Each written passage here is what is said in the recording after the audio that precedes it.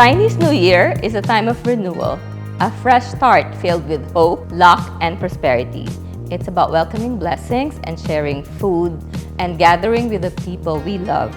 Hi, I'm Queen Panda, and welcome to this very special Chinese New Year 2026 episode of Queen Panda's Kitchen. Today, I'll be preparing not one, but two dishes that symbolize abundance and good fortune: Lumpiang Shanghai and Tikoy. These are not just holiday favorites. They represent wealth, togetherness, and sweetness for the year ahead. As we cook, we also talk about luck, prosperity, and the intentions that we set as we welcome a brand new year. So let's begin the celebration the best way we know how, with food, love, and gratitude.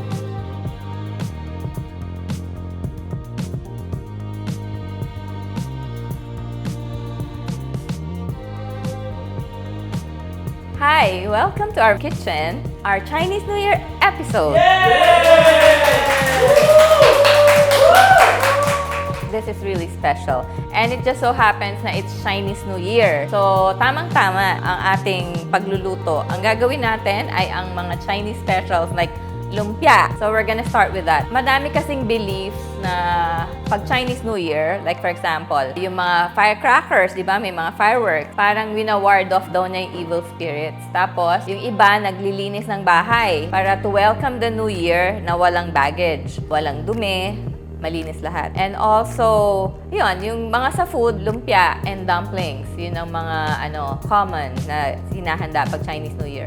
Meron din nagbibigay ng ampao at tikoy. Yung ampao, parang yung mga elders or yung mga married couples binibigay sa kids or unmarried people para sinishare nila yung blessings, parang ganun, or fortune, or good fortune. So we're gonna start off with our lumpiang Shanghai. Here are the ingredients. Giniling, you can use ground pork, you can use ground beef, you can use a mixture of both, and then yung carrots. Ako, pinag-grate ko na yung carrots para mas mamix siya maigi. And onion, and the garlic powder. Alam nyo kasi, garlic powder ang ginagamit ko kasi kapag nag-chop ka ng garlic, tapos nilagay mo siya sa Shanghai, minsan pag kinain mo yung Shanghai, may makakain ka na garlic. Siyempre, hindi masarap yun, diba? So, kapag garlic powder is the best. Also, we're gonna use soy sauce and yung spring roll wrapper. This time, ang gagamitin kong wrapper ng lumpia, yung parang rice paper siya. Rice paper siya instead of the usual lumpia wrapper. Kasi wala akong nabili lumpia wrapper. But also, I realized na mas masarap siya gamitin kasi hindi siya napupunit, unlike the regular lumpia wrapper. The only thing though is kailangan, bago mo siya gamitin, ibabad mo siya sa water. Idaan mo siya sa water, ilagay mo siya sa plate, ilagay mo yung giniling mo, tapos i-roll mo siya. Yung kasing regular lumpia wrapper, wala nang water yun diba? Siguro at the end, lagyan mo siya ng water or egg para isara. Pero ito, kailangan mo talaga siya kasi medyo matigas siya So, lalagay mo siya sa water para ma-soften siya. Okay? So, ngayon, imimix na natin yung ating ingredients. Siyempre, kailangan mo rin ng salt, pepper, soy sauce, and oil. Hold on. Imimix natin sila. So, here's the ground beef. Ako, ang ginamit ko, ground beef lang Kasi, wala lang, beef person kasi ako So, yan. Yung giniling, ayan na siya. Actually, ang best yata talaga, kahit sa pasta, pag gumagawa ka ng pasta na meat sauce, I think, ang sinasabi nila, the best is beef, using ground beef and ground pork, a mixture. Yung iba may ground veal pa. Pero, ako beef lang. Simple lang gusto ko. Yan. So, guys, hindi ko alam kung paano kayo nagse-celebrate ng Chinese New Year. Share nyo sa comments kung paano kayo mag-celebrate. Baka may kakaiba kayong ginagawa. Like si Direk, yung mami daw ni Direk, nagluluto ng kakanin. Yung malagkit, anything na malagkit, para ma-symbolize yung, ewan ko, baka gusto ni Direk, nakadikit pa sa mami niya. Kaya ganun. Yun, so, yun. Kanya-kanya, di ba? Kanya-kanyang bilis. So, we're putting in the onions, and then, the carrots.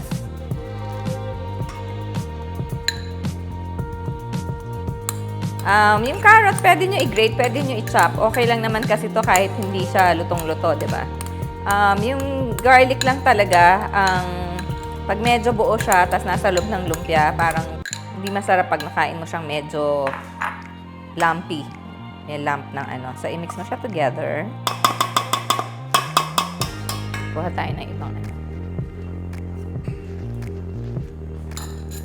Mix it all together. Yung garlic.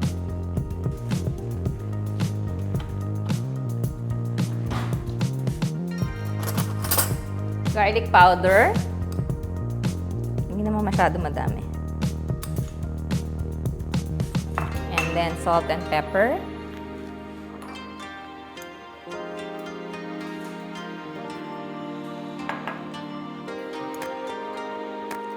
And ako, gusto ko kasi may konting toyo. Hindi lahat naglalagay ng toyo Pero me, I like toyo in my Shanghai. Dahan-dahan sa pag-ano ng pepper. Oh my God. Kakainis siya. Ayan. Tapos, I'm gonna put soy sauce Kasi, para na rin siya for me, parang binder na rin siya. And then, I already washed my hands. So, imimix ko muna siya dito. Remember, before may tip ako about mixing your ingredients using one hand only. Ganun pa rin ang gagawin natin. So, i-mix mo siya. Then, pwede mo na siya kamayan. So, isang kamay lang. Kasi ito, pag may kukunin ka, at least hindi siya kadire, no? Na, madumi-dumi, hawakan mo to. Ito lang ang gagamitin mo. Isang hand lang para pang mix. Sinabi na natin dati yun, dun sa mga laging nanonood sa atin, they know that now. Pero yung iba, you learn something new every day. So, mix mo siya. Tapos, ang sinasabi na iba, pag nag-mix ka, mas maganda yung parang cloth. Kasi, hindi siya na-overwork yung meat. Kahit ano minimix mo, kahit meatloaf, kahit para hindi siya na-overwork, i-ano mo siya. Mix it all together. Ayan. Actually, mas maganda kung i-marinate mo to for some time. Pwedeng a couple of hours, 2 hours, pwede rin overnight. Kasi, di ba, mas masarap siya kung mas matagal siyang nakamarinate. Or pwede mo na siya gawin. Kaya lang, syempre, mas malasa siya kung medyo mas matagal na siya nakababad sa marinade mo, di ba? Pag na-mix mo na siya all together, i-wrap mo na siya. Hindi na tayo magra-wrap kasi parang feeling ko marunong naman kayong mag-wrap ng lumpia. So, meron na tayong naka-wrap. Ipa-fry na lang natin. Kasi gagawa pa tayo ng tikoy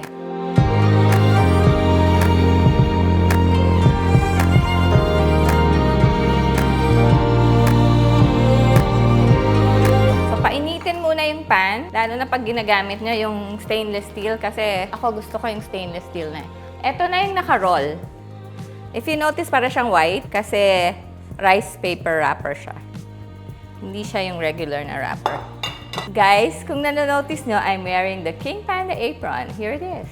Meron kayong chance na magkaroon na tong apron na to. Mamimigay kami ng 3 nito to 3 lucky winners with the best comments dito sa episode na to sa baba. But also, dapat naka-follow kayo sa Queen Panda at King Panda. Lahat ng platforms. Okay? Siyempre, chine-check nila yan. So, if you want this, best comment. Okay? So, ngayon, mainit na yung ating fire. Lagay natin ng oil.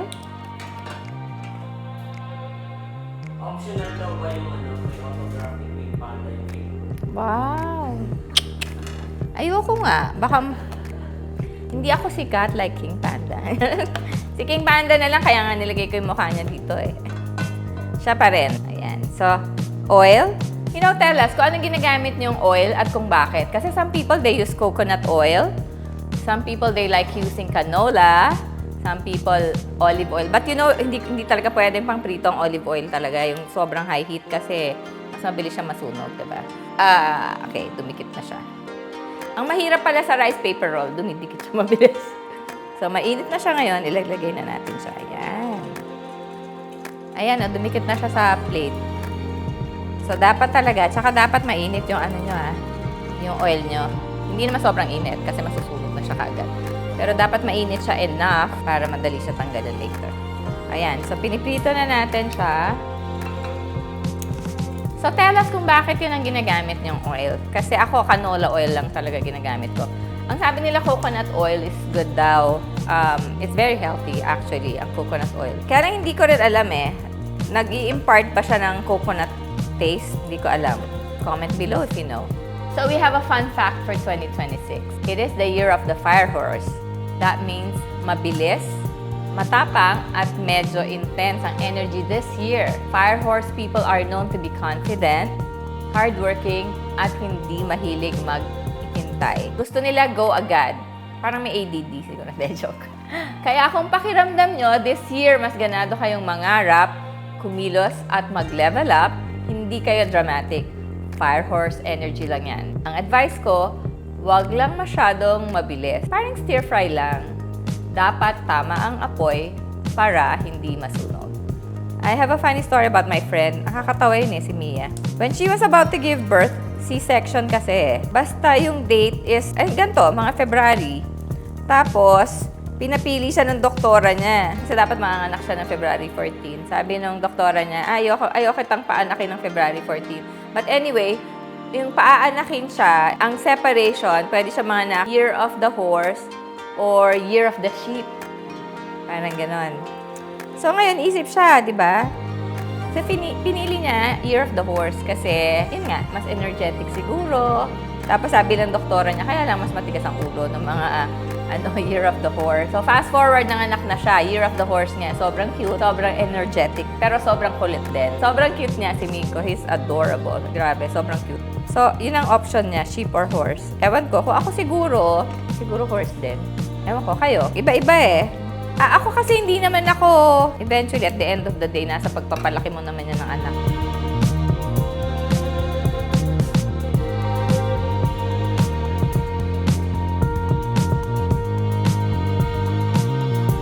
So, after a few minutes, eto na itsura niya. So, aantayin lang natin na ma-fully cook siya. Ang rice paper pala, hindi siya talaga nagba-brown ng brown na brown. Magiging parang crispy lang siya, parang cropek ang texture niya. So, yun ang difference. Ayan na siya. Also, nalaman ko na kailangan pala kapag nagluluto ka ng lumpiang Shanghai, damihan mo yung oil. Dapat nakalubog siya talaga. Tapos antayin mo na talagang uminit siya bago mo ilagay yung... Tapos ang ingay niya nakakatakot, pero eto na yung ending niya. Masarap na siya. And then, lalagay ko siya dito sa isang plate na may towel para ma-absorb niya yung heat. So, ayan na siya. Look at that! Look at that! At mabango siya. Ayan. This is the last one. Kapag rice paper siya, hindi siya talaga magiging brown-brown katulad ng regular na lumpia wrapper. Ang mangyayari lang sa kanya, mag-iiba yung texture niya na para siyang cropek. Ayan o. Parang nagkakaroon siya ng bumps. Parang nagiging uneven siya. But it looks delicious. It smells delicious. Okay, ang next natin na gagawin, tikoy. Who's ready for tikoy?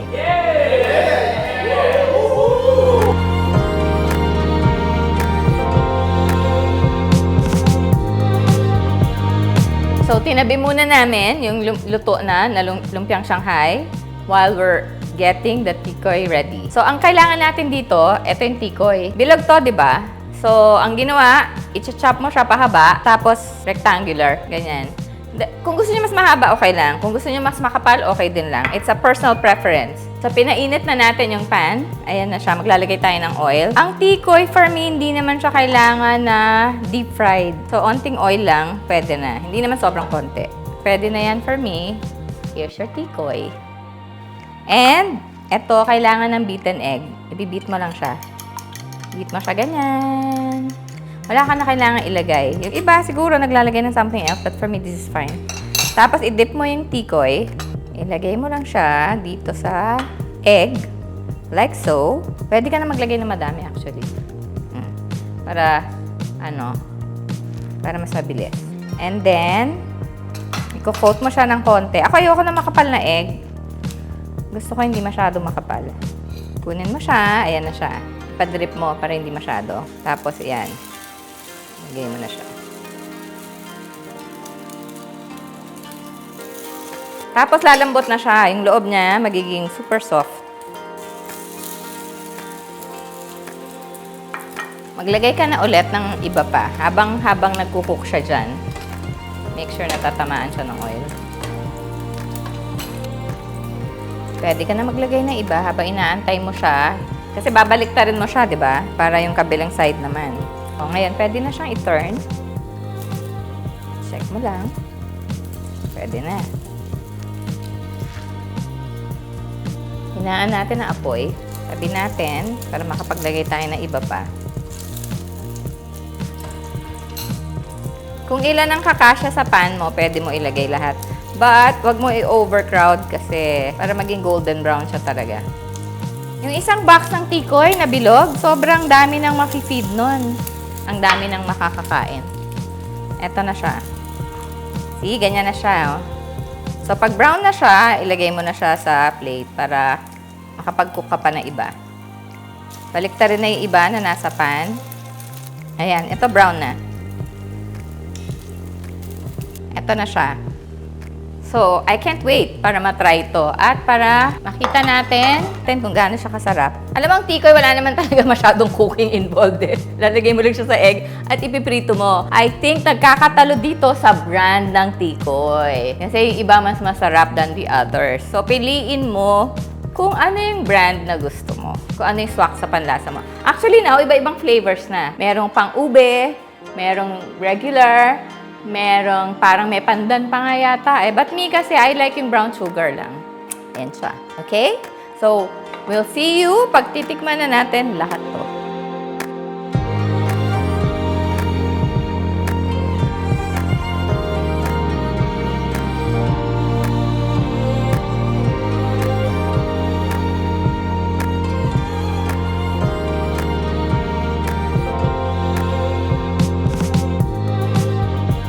So, natapos na natin ang ating lumpiang Shanghai at tikoy. So, titikman na natin. If you notice, hindi siya brown, white siya. That's because we use rice paper wrapper. So, kapag ka rice paper ginamit nyo, don't expect it to be like really, really brown. Magiging ganito lang siya. Mas may texture lang siya. Okay? So, titikman na natin. First is the lumpiang Shanghai. Here you go. Cheers! Sarap. Sorry. So, pag ginamit niya yung rice paper wrapper, mas chewy siya. Hindi siya crispy talaga, no? Kahit may crunch, parang meron pa rin siyang pagka-sticky. Parang chewy siya na hindi na matalasahan mo. Actually, mas gusto ko siya kasi hindi siya mabilis mapunit eh. Siguro ganito na rin ko gagawin yung lumpia. Kaya lang mas mabilis siya talaga dumikit. Guys, try this. Sarap. Sobra. Sorry, isa pa. Pwede rin kayo maglagay ng dip. So, kung ano gusto na pwedeng ketchup, pwede lahat. Tikoy naman. Cheers. Tikoy. Wala siyang flavor. Gusto kasi brown sugar tikoy. Gusto kasi yung flavor ng brown sugar. Pwede ng ube. Meron sila ube na ngayon. Cheers to the year of the horse. Thank you to the year of the snake. You were amazing. Welcome, year of the horse. So as we welcome this new year, may our homes be filled with abundance, our hearts with gratitude, and our tables with food shared in love. Please don't forget to like, share, and subscribe so you can join me, King Panda, and our family in more celebrations throughout the year. From my kitchen to yours, may this year be sweet, strong, and prosperous. And always remember, count the memories, not the calories. Thank you so much for watching. I'll see you next time. Bye!